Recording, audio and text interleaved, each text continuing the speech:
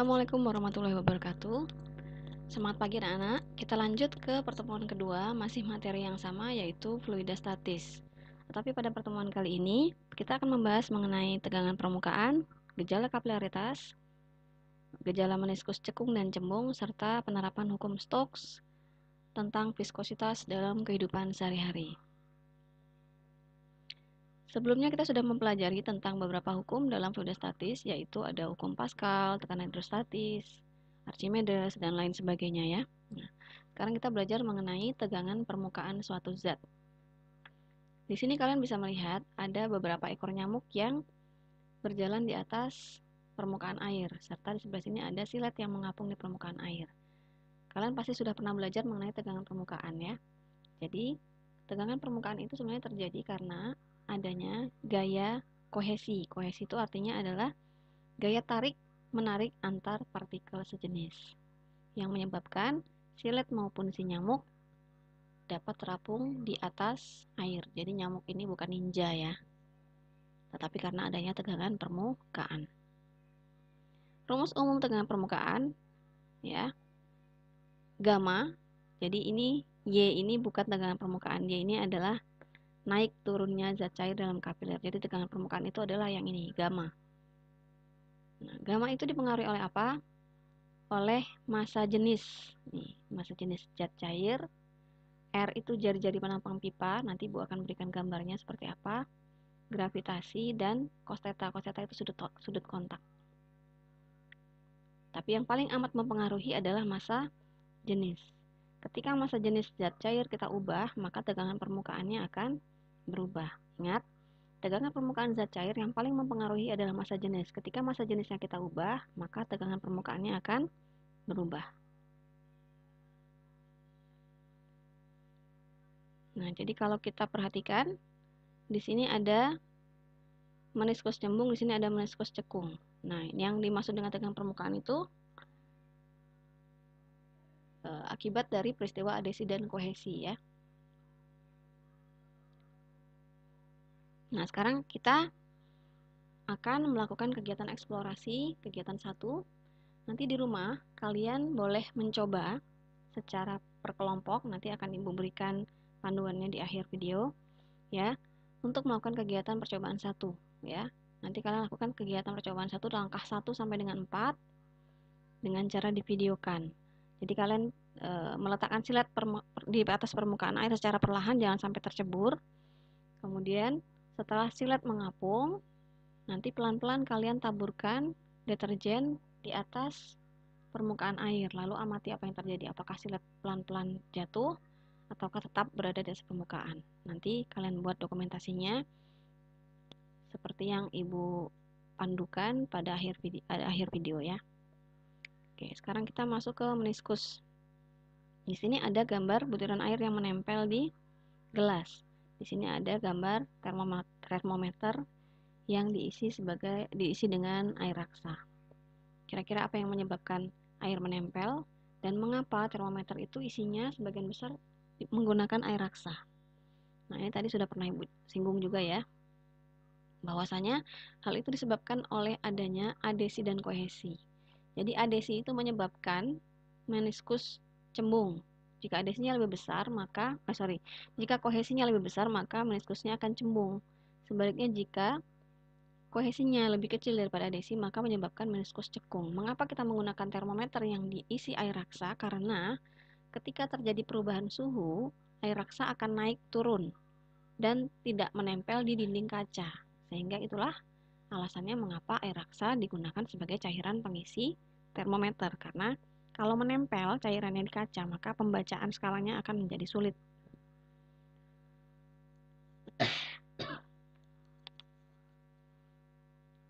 Baik, kita lanjut.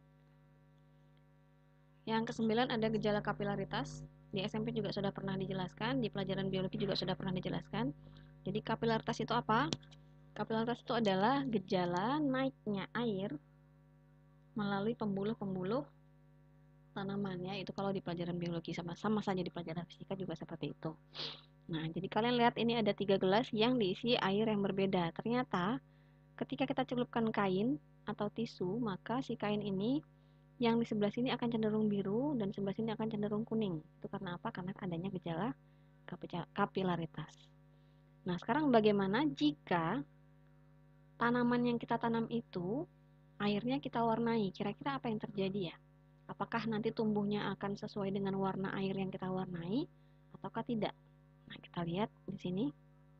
Nah, ternyata kalau kita menanam tanaman, kemudian airnya kita warnai, ternyata warna daunnya juga ikut berubah.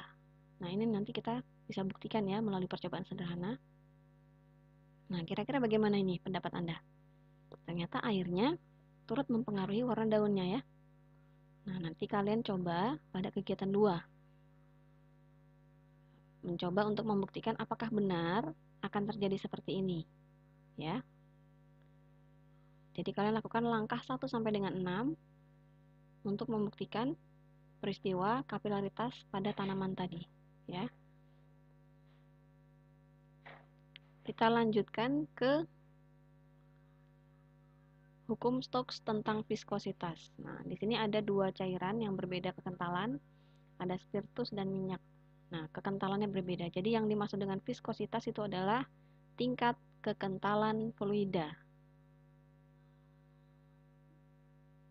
Jika kita mencelupkan benda, misalkan kelereng, ke dalam fluida yang berbeda, misalkan oli dan air, maka jatuhnya si kelereng itu akan berbeda. Ketika di oli, jatuhnya akan lebih lambat daripada ketika di dalam air. Nah, apa bunyi hukum Stokes dan apa syarat berlakunya? Jadi bunyi hukum Stokes itu adalah bila sebuah bola bergerak dalam suatu fluida yang diam, maka terhadap bola itu akan bekerja gaya gesek dalam bentuk gaya gesekan yang arahnya berlawanan dengan arah gerak bola tersebut. Seperti yang tadi sudah Ibu jelaskan bahwasanya jika kalian mencelupkan kelereng ke dalam oli, maka geraknya akan lebih lambat daripada jika kelereng kalian celupkan ke dalam air. Sesuai dengan bunyi hukum Stokes ya. Apa syaratnya? 1. Ruang tempat fluida terbatas. Artinya fluidanya diletakkan dalam pipa yang panjang ya, bukan yang di dalam kolam. 2. Tidak ada turbulensi, artinya airnya tidak mengalir atau fluidanya tidak dalam kondisi bergerak. Yang ketiga, kecepatannya perlahan, tidak besar. Jadi secara matematika, hukum Stokes itu, gaya Stokes itu adalah 6πr, ini eta, ya. Apa itu F? F itu adalah gaya gesek Stokes. Mu, ini mu ya, bukan pi ya. Harusnya mu, bukan pi. Mu itu koefisien viskositas, R itu jari-jari bola, dan V itu adalah kecepatan relatif.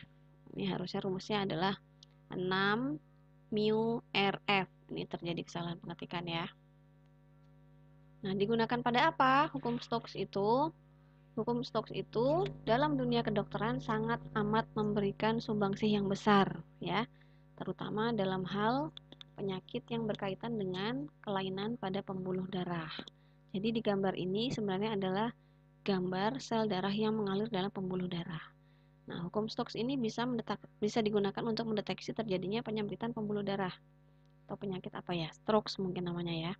Nah, stroke atau hipertensi dan sebagainya yang ada kaitannya dengan pembuluh darah digunakan untuk mendeteksi ada atau tidaknya penyakit tersebut dalam pembuluh darah kita. Nah, untuk mengurangi penyakit yang berkaitan dengan pembuluh darah, maka kita sebenarnya disarankan untuk mengurangi makan makanan yang mengandung minyak ya. Oke.